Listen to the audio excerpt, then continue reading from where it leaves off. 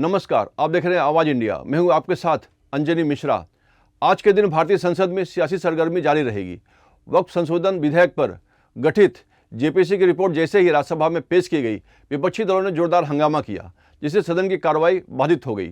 लोकसभा में भी यही हाल रहा, जहां विपक्ष ने अपनी असहमति दर्ज कराते हुए सरकार पर रिपोर्ट में पक्षपातपूर्ण रवैया अपनाने का आरोप लगाया।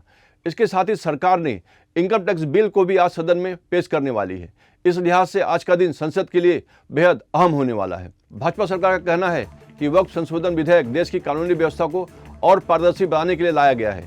सरकार का दावा है कि जेपीसी ने निष्पक्ष रूप से इस बिल पर विचार किया है और इसमें सभी जरूरी बदलाव किए गए हैं, जिसके बाद ये बिल समय की जरूरत है, जिससे वक्फ बोर्ड के काम में पारदर्शिता आएगी।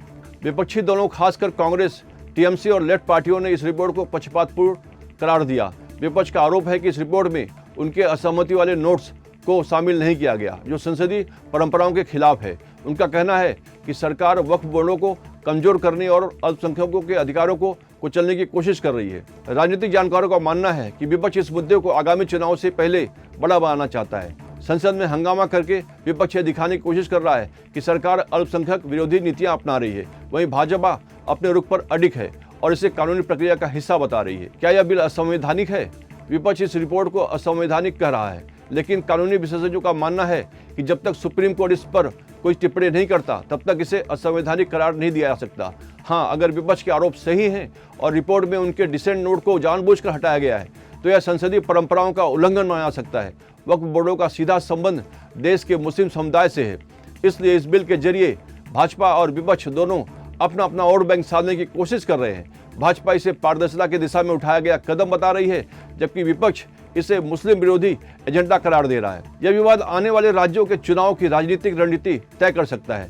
भाजपा हिंदू वोटरों को साधने के लिए इसे भ्रष्टाचार खत्म करने की दिशा में उठाया गया कदम बताएगी, जबकि कांग्रेस और अन्य विपक्षी दल इसे अल्पसंख्यकों के अधिकारों पर हमला बताकर मुस्लिम वोटरों को एकजुट करने की कोशिश करेंगे। आगे क्या होगा? अगर विपक्ष इस रिपोर्ट को सुप्रीम कोर्ट में चुनौती देता है, तो यह विवाद लंबा खिंच सकता है।